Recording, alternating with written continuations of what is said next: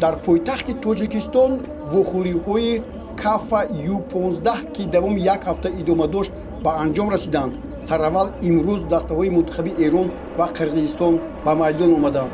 вохӯрии ин дастаҳо бо бартарияти кулли футболбозони Эрон паси сар шуд. Аллакай дар дақиқаи 32 Исмоил Гулизода тавонист ки голи аввалро ба тӯри дарвоза равон намояд. ин голе ки ҳоло мо шумо мебинем. инҷо гузариши ниҳоят хубро Ризо Хандипур ба иҷро расонид ва сипас футболбозони дастаи мунтахаби Эрон голи дигари худро ҳам ба самар расониданд ки ҳоло мо шумо инҷо мебинем. ҳуҷуми ниҳоят муваффақи Самир Ҳубобатӣ ва баъди он ки Адилет Абдураимов тӯбро баргардонид дарвозабони дастаи Қирғизистон, ӯ тавонист дубора ин зарбаро иҷро кунад ки бо гол анҷом ёфт. дақиқаи 40 2-0 ва қисми аввал бо ҳамин ҳисоби 2-0 поён ёфт. дар нимаи дуюм ҳам фишори футболбозони дастаи мунтахаби Эрон бар аъло дида шуд. футболбозони ин даста он тавре ба ҳуҷум мегузаштанд ки зарбаҳояшон яке аз дигаре хатарноктар буд ва барои дарвозабон ҳам мушкил буд. ҳоло инҷо футболбозони ин даста голи сериви худро мезананд ва дар ин ҳоле ки мо шумо мебинем Исмоил Гулизода дубли худро ба самар мерасонад. Исмоил ҳоло инҷо гузариши хуб анҷом медиҳад ва аз болои пои дарвозабон тӯбро вориди дарвоза мекунад. ҳисоби 3-0 ва футболбозони дастаи Эрон баъди зарбаи кунҷие ки ҳоло зада мешавад як хараҷумаражро дар назди дарвозаи дастаи мунтахаби Қирғизистон ба вуҷуд оварданд ва капитани даста Ирфон Дарвеш Алӣ тӯби чорумро ба самар расонид. чун дар бозии кафа Ю-15 тоҷикистон бар Қирғизистон 6-0 пирӯз омада буд, футболбозони эронӣ ҳарчанд мехостанд бештар голе зананд то аз ҷанбасти мусобиқа дар ҷанбасти мусобиқа тавонанд ба зинаи аввали ҷадвал бароянд. ин кор ба онҳо муваффақ шуд.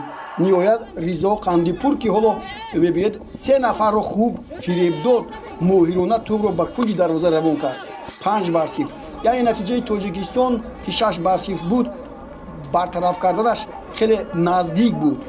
футболбозони Эрон тавонистанд боз як голи дигар зананд. ҳоло Ризоро бибинед ки инҷо барои дурбинро мебусад, барои ин ки хеле хуб ҳам бозӣ кард.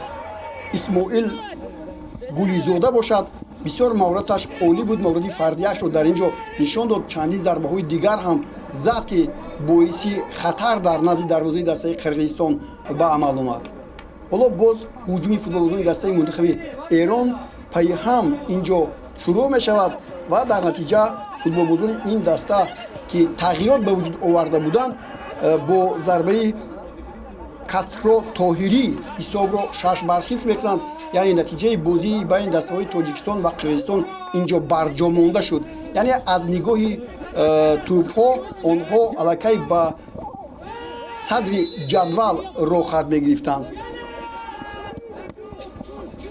боз ҳуҷумҳо пай дар пай буданд ва ниҳоят футболбозони дастаи Эрон голи ҳафтуми худро ҳам заданд.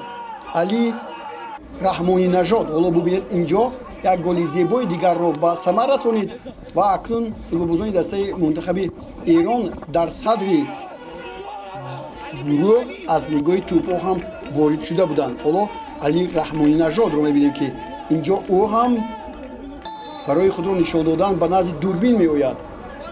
ин голи охирин набуд. голи охирин ҳам дар ин росто аз ҷониби Касро Тоҳирӣ зада шуд.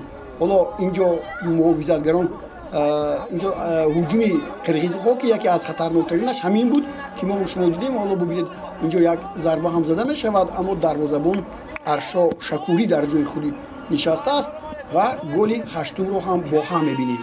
8-0 ғалабаи дастаи мунтахаби Эрон ва эрониҳо имконияти дар ин бозиҳо ғалаба карданро ба даст оварданд. дар пеш бозӣ байни дастаҳои мунтахаби Тоҷикистон ва Ӯзбекистон буд ва аз натиҷаи он ғолиб муайян мегардид.